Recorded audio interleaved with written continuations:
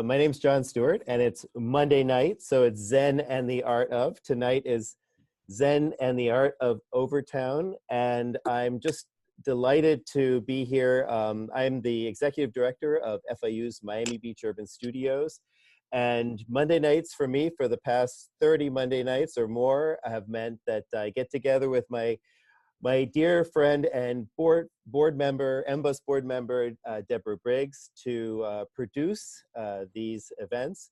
We are getting ever more ambitious with our productions, and we're finding that we are sometimes running into some small technical difficulties. I hope you'll grab a glass of wine and just chill and hang out with any difficulties that might come our way, but we're sure we're going to make it through them. We've got some great music for you tonight, and storytelling, and it's an amazing evening.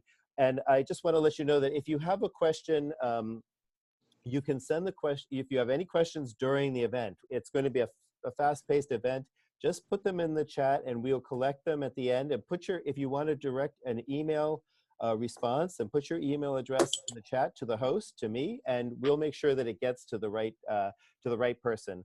So with that, I turn the podium, as it were, the Zoom podium, over to Deborah Briggs. Good evening, everyone. Welcome. Thanks, John. We're delighted to be back for the second of our 4 sessions in this year's Overture to Overtown Festival. We are virtual this year, and our presenting sponsor for 2020 is Jon Stewart's Florida International University Miami Beach Urban Studios. For those of you that don't know, that is a campus of FIU that is on Lincoln Road in Miami Beach. And the Betsy has partnered with MBUS so much over the past decade. We're also partnering with the city of Miami Beach because MBUS is a pillar institution of Miami Beach.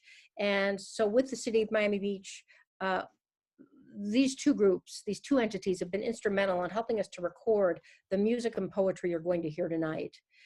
Other key marketing partners that are so important, we wanted to mention them: WDNA Sirius Jazz.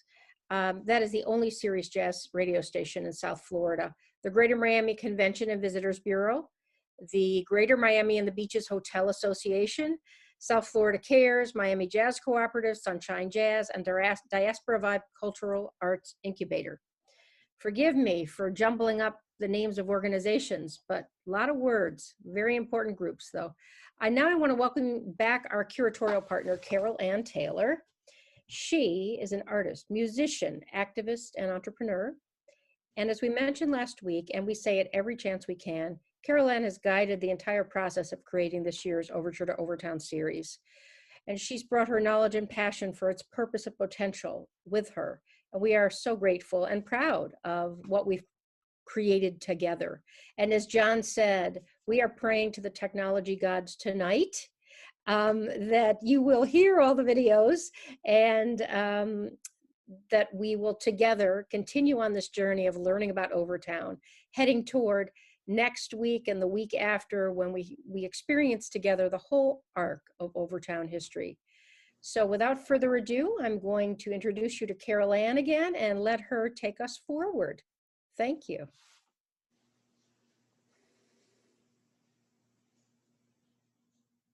Thank you, Deborah and John.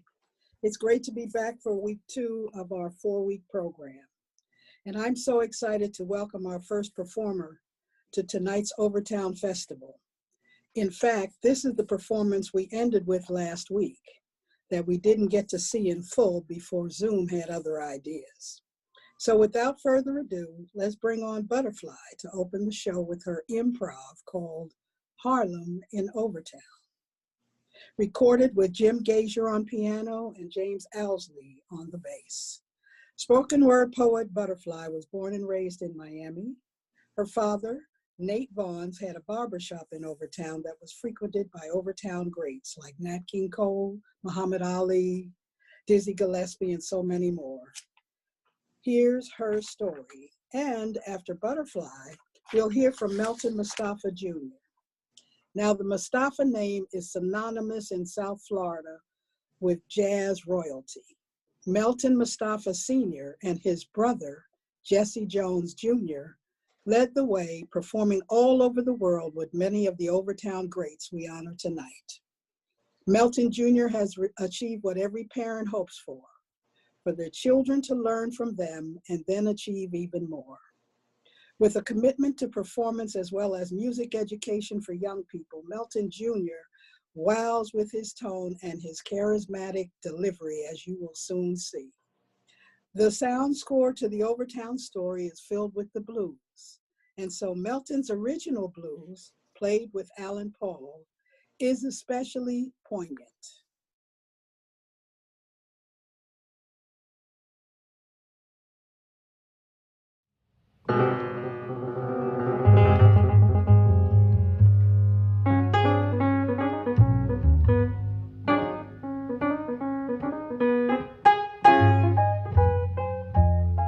Oh yeah, Harlem in Overtown.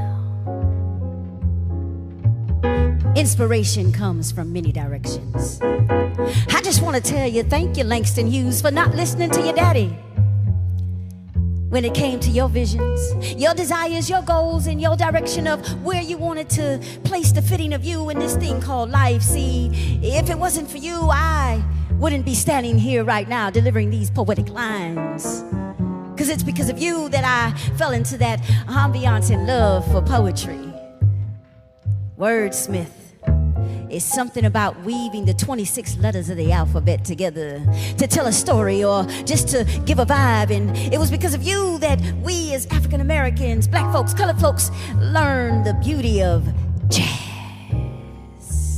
And it makes sense. I said it makes sense that we were recognized as the Harlem of the South. Because at the end of the day, Miami in its own roots has always been referred to as a baby New York. I'm gonna take you back a little bit, let you know what used to be in Overtown when it came to the hotels and the nightclubs and transportation, that is. Clyde Killings got you to your destination point for just 15 cents. Oh, and every area has a corridor, and Overtown's corridor was 2nd Avenue. Whether it was from 1st Street all the way to 13th Street, in between, life was happening. I said life was happening. See, unfortunately, here on Miami Beach, our African-American brothers and sisters that were entertaining and getting folks into the groove weren't able to rest their head over here. They could entertain you, but they couldn't sleep and go dream chasing. So they had to transfer their bodies back over to the other side of Overtown. First black-owned hotel was Dorsey Hotel, owned by D.A. Dorsey, educator. Then you had Baby Combe Hotel. Oh, yes. Oh, and what you know about going to check out a movie for only 6 cents? That was the Ritz Theater, that is. And 10 cents get you a tub of popcorn. You know, you gotta have a treat while you're watching that movie on the screen. Oh, yeah. Lena Horne, Ella Fitzgerald, Duke Ellington, Martin Luther King Jr., Malcolm X. They all found themselves within the midst of the corridors of 2nd Avenue and Overtown. The Carver Hotel was always packed. Oh, and Cab Calloway, he was one of the favorites at the Rockland Palace. Oh, yeah. You know about that favorite. That no matter how many times they come in town, you always want to make sure you got a seat. Front row if possible. Yeah. I'm talking jazz. Good old jazz. I'm talking history. Overtown history. We are the ones delivering the essence and beauty of that overture. On these 88 keys, you have the one and only Alan Paul. And over here, to my left, you have the one and only Jamie giving you that bass sound. Nothing like those riffs. Nothing like those changes. Nothing like those breakdowns. Oh, yeah. See, life ain't nothing but a groove. You just got to know how to get into it, fall into it, and love it. Jazz, jazz, jazz.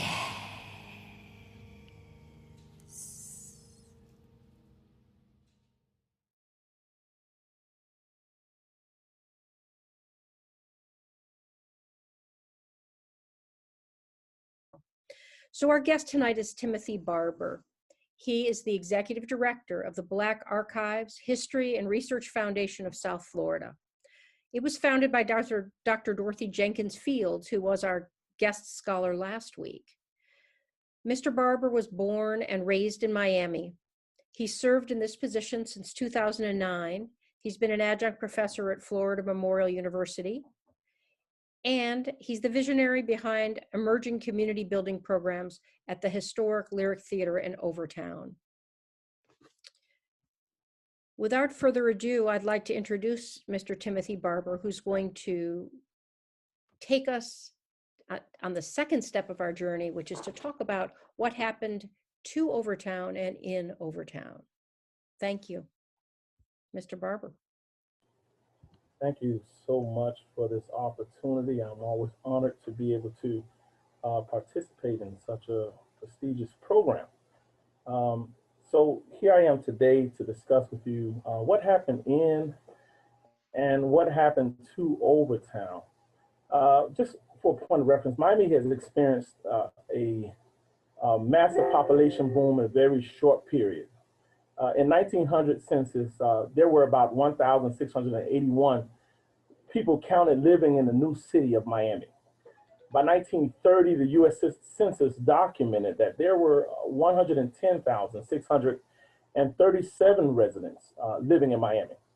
Why are these statistics so important? Well, our founder of the Black Archives, Dr. Dorothy Jenkins Fields, spoke last week about the many Black workers of Bahamian and Afro-American descent who lost limbs from setting dynamite and digging the canals needed to drain the water that inevitably forced the Everglades further west.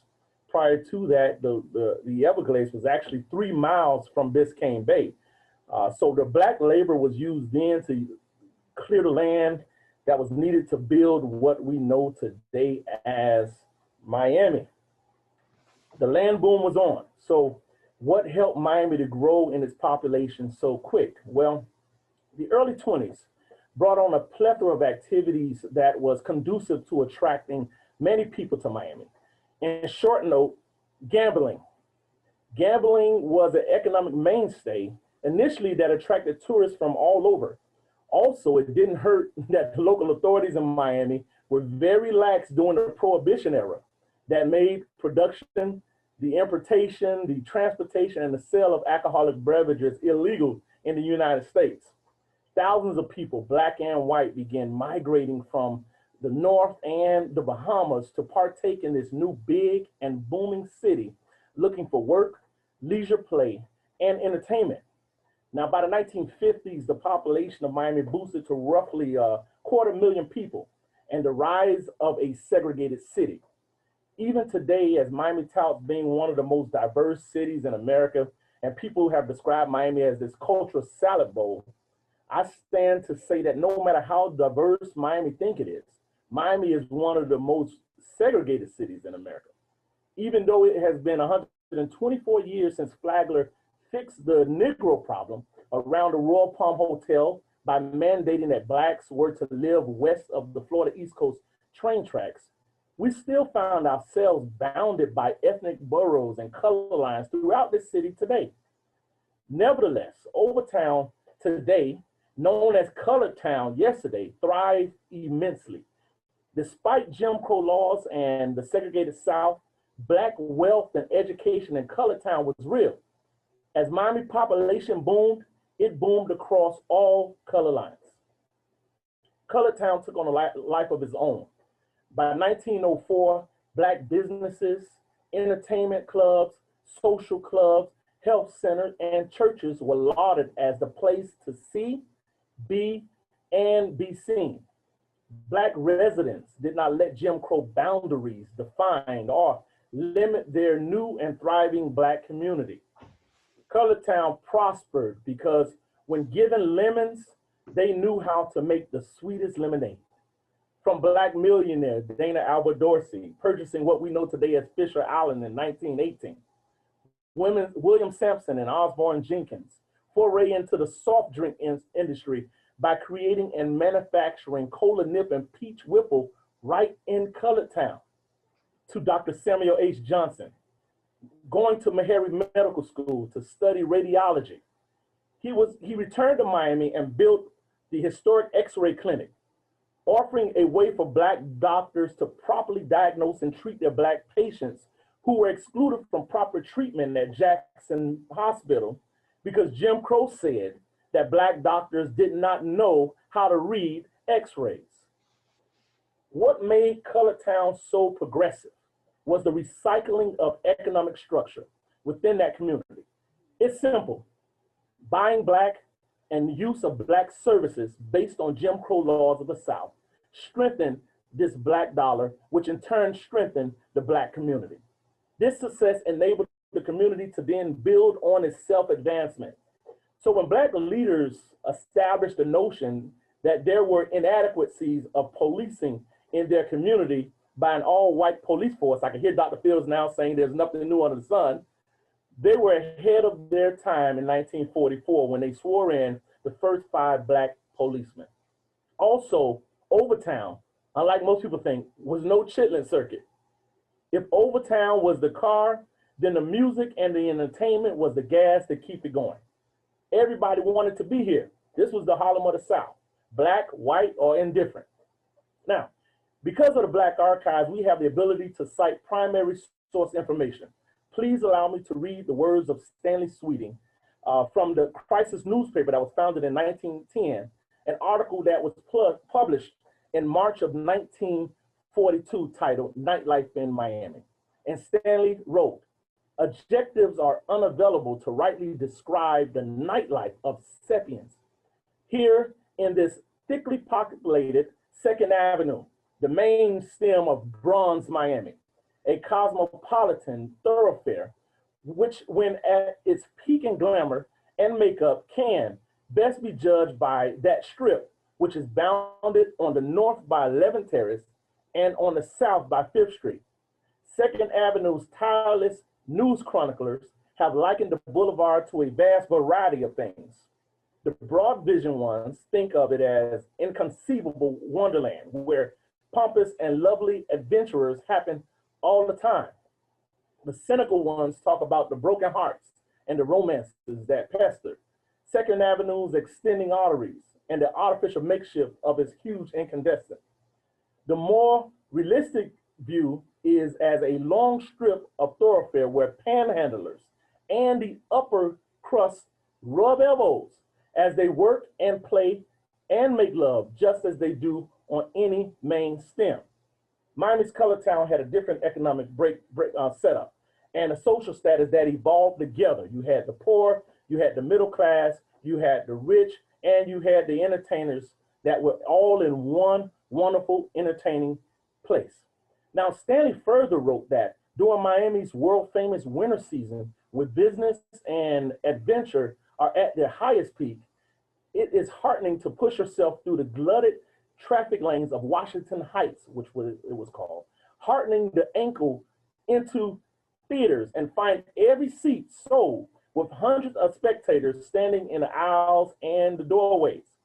The daily screech of the Florida East Coast and Seabird streamliners, massive steel churning out, Florida, Florida, is one indication that the tourist is definitely on. And whenever the tourist season is on in Miami, then it is our ebony-hued lads and lassies shout merrily, happy days are here again. Out here in Sepiaville, money will then flow freely, for jobs of every description will be available. Now, Black entrepreneurship pushed the boundaries of what Overtown was and what it became up until the 1960s. People of color, they built or operated hotels like the Lord Cabot, later to become the Sir John, the Mary Elizabeth, and its famous Zebra and Flamingo Room, created by Paul Silverthorne, of course, designed by Paul Silverthorne. the Carver Hotel with its rooftop dining and dancing and more. Numerous clubs and restaurants, the Night Beat, the Rockland Palace, the Dreamland Dance Hall, and of course, the Harlem Square Club, where Sam Cooke recorded a live album. Overtown was not short of theaters, from the Modern Theater and its Bobby Marshall's Amateur Night Showcases, the Ritz Theater, the Capitol Theater, the Harlem Theater, and of course, the Lyric Theater built by Jeter Walker in 1913. Now, referring back to Sweeting's article, he wrote, and I quote, "The standing room only signs on 2nd Avenue are still another indication that money is flowing freely. And right now, the standing room only places are hanging on most of the theaters, restaurants, and nightclub doorknobs." They would be saying in Overtown in the wintertime that it's always June in Miami. Even when there were moments of cold, blasty winds whistling up and down the Miami blocks, Stanley stated that you could still see handsomely groomed men and gorgeously gowned women trek the lonely pavements or jolt unevenly through the rugged boulevards converging onto Northwest 2nd Avenue. I would be amiss if I did not mention the entertainment guru, Mr. Clyde Killens, who came along and single-handedly monopolized the club scene in Overtown, noted as Mr. Glass and known as Mr. Entertainment. And even though there is more talk about and how it relates to what happened in Overtown, I do have to unwrap what happened to Overtown, which sets the stage for Dr. Marvin Dunn's discussion next week on lessons learned. Like many American cities where historically Black success reached a pinnacle, each city could speak to the destruction by the hands that were not their own. From the Greenwood neighborhood in Black Wall Street, which is Tulsa, Oklahoma, to Rosewood here in Florida, the destruction in those cities were brute and with force. Overtown's demise started early and it was systematically destroyed.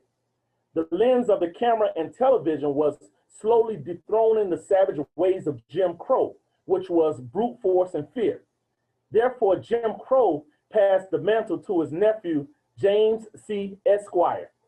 The systematic tearing down of Overtown was planned and scripted in back rooms under the guise of urban development, especially when we discuss Dade Planning Board's resettlement plan in 1937. This is where George Merrick, the founder of City of Coral Gables, proposed the complete removal and relocation of all Black residents to outside Miami city limits. Also, with the mandate by the federal government to create highways across America, local politicians did not shy away from ensuring that the North-South Expressway, also known as I-95, took a sharp easterly turn straight through the main artery of Colored Town, dissecting the community. This ultimately separated families, family land, destroyed single-family houses, businesses, churches, clubs, etc. Many financially able people of color either moved their families from harm's way, or other families who refused to give up their property were physically moved at a cost lower than market value. At times, some families refusing to leave would come home from church to find a home burned to the ground. Another strike to the thriving community economy was integration. With the passing of the Civil Rights Act, where it became illegal to discriminate or refuse service to anyone based on their color, race, or creed, it led to the loss of businesses for restaurants, hotels, and clubs in the area. Home ownership became non-existent. After I-95, there was a move to build more apartments than homes in Colored Town. Thus the term, the concrete jungle, that's a shout out to Dr. Nathan Connolly, the term concrete jungle became synonymous with the Overtown community. Now, absentee property owners or slumlords reigned in the area, causing further displacement of its local residents, knowing that the land was extremely valuable, even in today's market. Introduction of drugs into an already crippled neighborhood helped to destroy it. Bad policing, which caused the McDuffie riots and later the Neville Johnson riots, helped to destroy it. Slum and blight became the major thing in Overtown rather than goodness and glory. Bad media, the first 48 constant filming in Overtown created this negative stereotype that was heard all across the country. Then later, demolition by neglect began to erase the prominent stature of this once vibrant community. And understand this, that once all history is lost in the area, it opens the floodgate to do and build whatever you want if no one's watching. This seemed to be the plan all along based on George Merritt's 1937 plan to relocate all people of color outside of city limits. So I invite you to stay tuned for lessons learned that will be coming by way of Dr. Marvin Dunn next week. And I would just like to leave you momentarily. It says a picture says 1,000 words. And if I can share this one picture with everyone right now of this home in Overtown where I think, are you seeing it? Yes, yes. A home in Overtown where a resident was still living in a house in Overtown while they were building I-95 right over their home. Thank you so much for this opportunity. Thank you for everybody that have shared. And we just look forward to next week hearing from Dr. Marvin Dunn. Wow, thank you, Tim, for sharing your work with us. We're all indebted to you for your leadership, and we look forward to all that is yet to come at the Black Archives and in Overtown, and all of your endeavors to revisit and restore Overtown's dignity, purpose, and livelihood.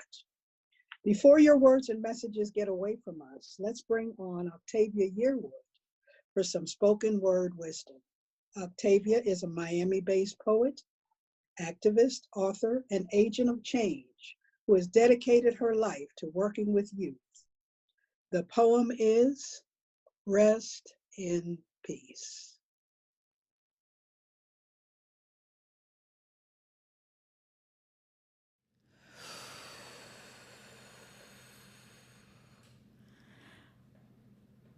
I wish there was time for me to sleep at night. Like, rest and time. I wish there was time that was actually mine, time that was not stole by the endless scroll of what is known as injustice. I can't believe I just said that. I swear I'm not political. But is that even true? How could I not be political when it's tatted on my breath and it doesn't matter where I live? My breath travels with me across the globe, and no matter where I land, it's already been claimed. It's real strange. Y'all think art has anything to do with fame? It's really about rest. How I can sleep at night. It's really about that breath that's so tatted that it rises and chokes your throat. It's really about breath. It's really about the daily escape from death. But no matter how fast you run into it. It really doesn't matter how fast you run, you run into it. Scathed, reminded, embedded. When will the release come? I wonder. And then I see it's bound right there between the R, the I, and the P. Thank you.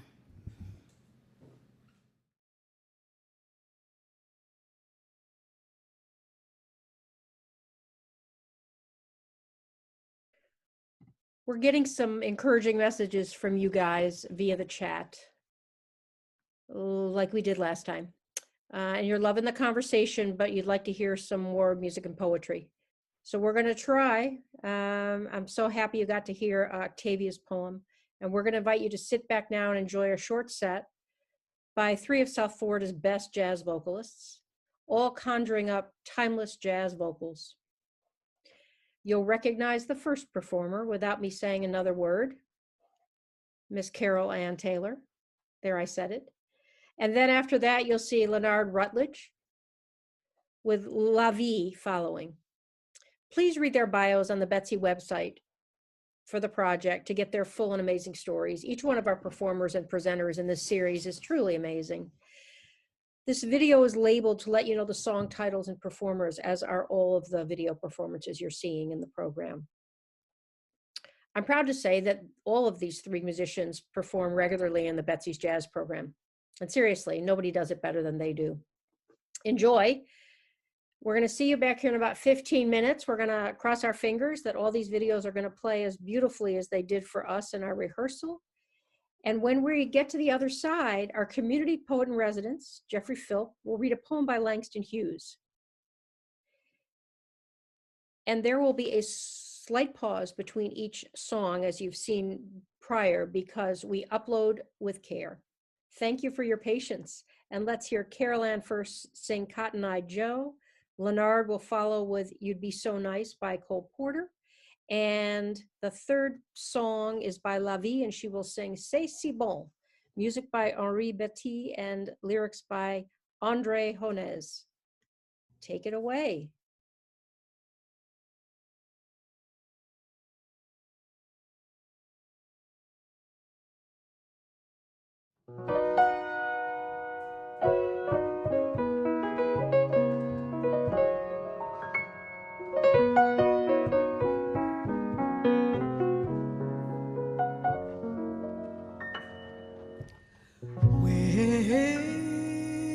Where do you come from?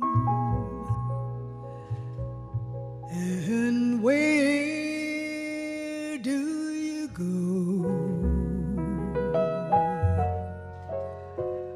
Where do you come from, my Cotton-Eye Joe? Well, I come for to see you, and I come for to say, and I come for to show you my diamond ring.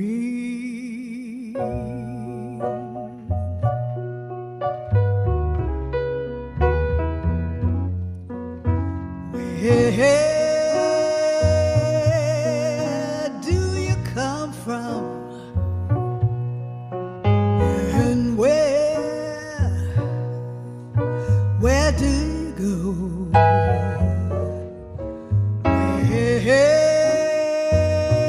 Where do you come from, my Cotton-Eye Joe? Well, I come for to see you, and I come for to say, and I come for to show you my diamond ring. If it hadn't been for old Cotton-Eye Joe, well, I'd have been married a long time ago.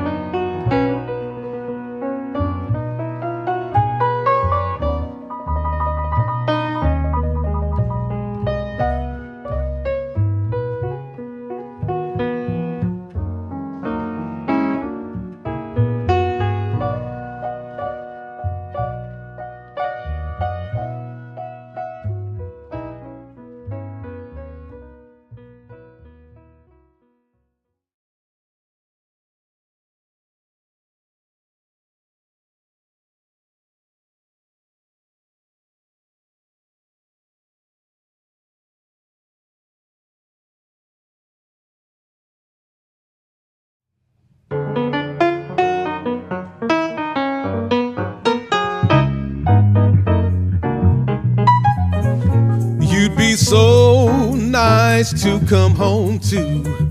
You'd be so nice by the fire while the breeze on high sang a lullaby. You'd be all that I could desire under stars chilled by the winter, under an August moon burning above.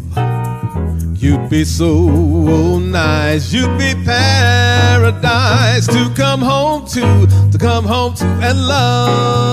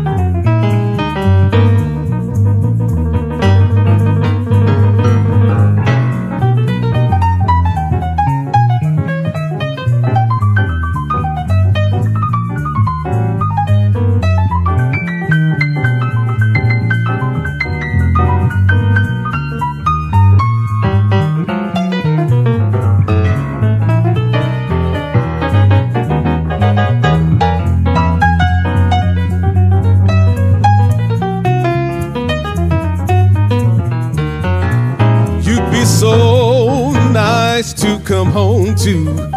You'd be so nice by the fire while the breeze on high sang a little lullaby. You'd be all that I could desire under stars chilled by the winter, under an August moon burning above. You'd be so nice, you'd be paradise to come home to come home to come home to and love.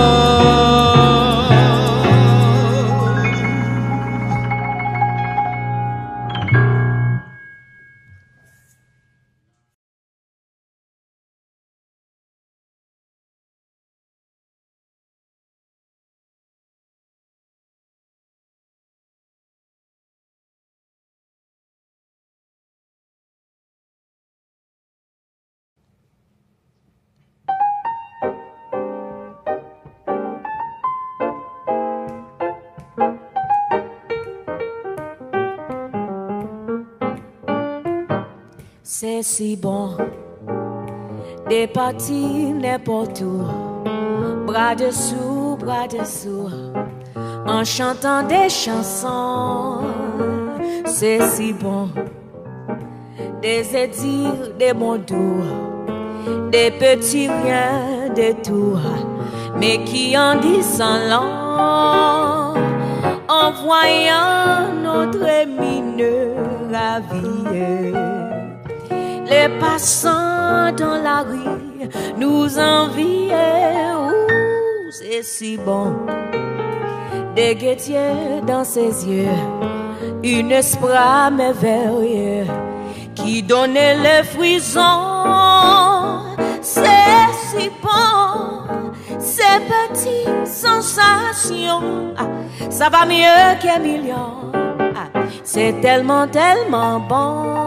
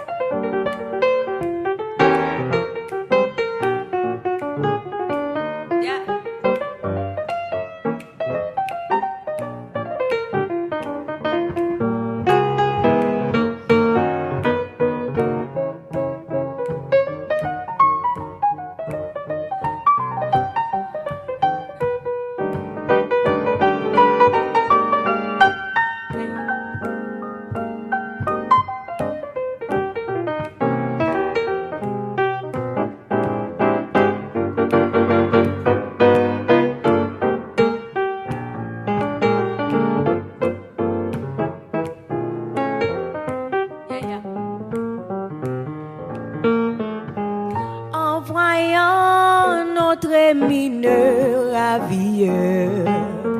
Les passants dans la rue nous enviaient. Ouh, c'est si bon. Des guettiers dans ses yeux, une espoir merveilleux qui donnait les frissons. Oh, c'est si bon. Ces petites sensations, ça va mieux que millions. C'est tellement, tellement bon. C'est si bon. C'est si bon. Ouh, c'est si bon. Ah, c'est si bon.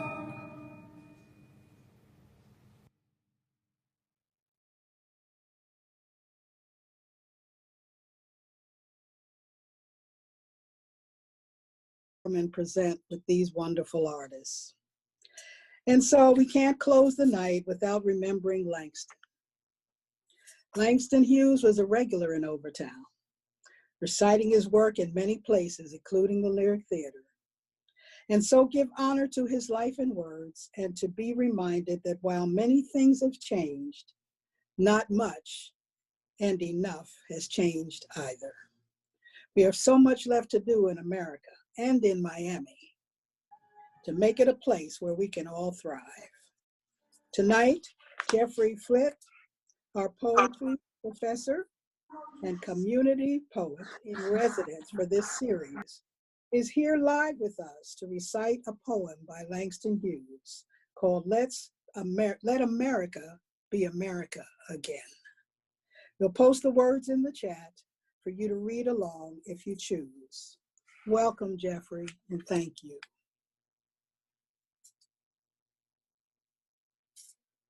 You're muted. Hello, my name is Jeffrey Philp, the community poet in residence for the Overture to Overtown series.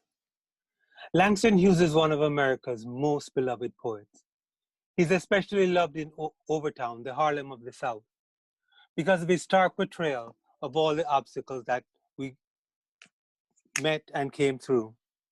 Yet it took a long time for Hughes to be regarded as one of America's premier poets, and for African Americans to achieve the level of freedom we now enjoy. Back in the 1920s, when Hughes wrote the poem, Let America Be America Again, he brought a new sound, a new music, jazz, born from the wails, laughter, and joy of African Americans into the song of America. Langston Hughes, whom Cornel West dubbed a blues man in the remarkable poem, Let America Be America Again, wrote a startling indictment of white America's failure to live up to the ideals in the American Constitution, and became what West has called a prisoner of hope. Let America Be America Again by Langston Hughes. Let America be America again. Let it be the dream it used to be. Let it be the pioneer on the plain, seeking a home where he himself is free. America never was America to me.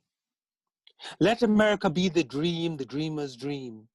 Let it be that great strong land of love, where never kings connive nor tyrants scheme, that any man be crushed by one above. It never was America to me. Oh, let my land be a land where liberty is crowned with no false patriotic wreath, but opportunity is real and life is free. Equality is in the air we breathe. There's never been equality for me, nor freedom in this homeland of the free. Say, who are you that mumbles in the dark? And who are you that draws your veil across the stars? I am the poor white, fooled and pushed apart. I am the Negro bearing slavery's scars. I am the red man driven from the land. I am the immigrant clutching the hope I seek, and finding only the same old stupid plan of dog eat dog, of mighty crush the weak. I am the young man full of strength and hope, tangled in that ancient, endless chain of profit, power, gain, of grab the land, of grab the gold, or grab the ways of satisfying need, of work the men, of take the pay, of owning everything for one's own greed. I am the farmer, bondsman to the soil. I am the worker, sold to the machine. I am the Negro, servant to you all. I am the people, humble, hungry, mean. Hungry yet today, despite the dream, beaten yet today. Oh, pioneers, I am the man who never got ahead. The poorest worker bartered through the years. I'm the one who dreamt our basic dream in the old world while still a serf of kings. Who dreamt a dream so strong, so brave, so true, that even yet its mighty daring sings. In every brick and stone, in every furrow turned, that's made America the land it has become. Oh, I'm the man who sailed to these early seas in search of what I meant to be my home. For I'm the one who left Ireland's dark shore, and Poland's plain, and England's grassy lea. And torn from black Africa's strand, I came to build a homeland of the free. The free? Who said that? The free? Not me. Surely not me. The millions on relief today? The millions shot down when we strike? The millions who have nothing for our pay? For all the dreams we've dreamed and all the songs we've sung and all the hopes we've held and all the flags we've hung? The millions who have nothing for our pay except the dream that's almost dead today? Oh, let America be America again. The land that never has been yet and yet must be. The land where every man is free. The land that's mine, the poor man's, Indians, Negroes, me who made America.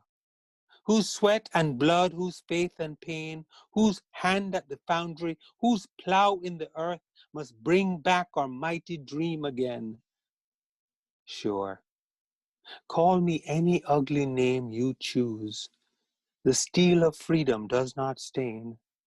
For those who live like leeches on the people's lives, we must take back our land again, America. Oh, yes, I say it plain. America never was America to me. And yet I swear this oath, America will be. Out of the rack and ruin of our gangster death, the rape and rot of graft and stealth and lies, we the people must redeem the land, the mines, the plants, the rivers, the mountains, and the endless plain. All the stretch of these great green states, and make America again. I hope you enjoyed this poem by Langston Hughes. And until we meet again, walk good.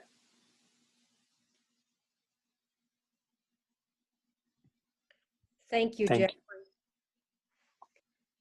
We are getting to the end of our evening. So let us know what moved you most and think about helping us grow the audience for our final two programs, one next week and one the week after.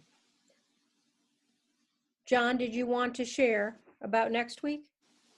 No, I was just going to tell everybody how appreciative I am of you staying with us during some of our challenges, and I hope that you'll join us next week when Dr. Marvin Dunn is with us, and we have an amazing program looking at the history of Overtown and its future and what lessons learned.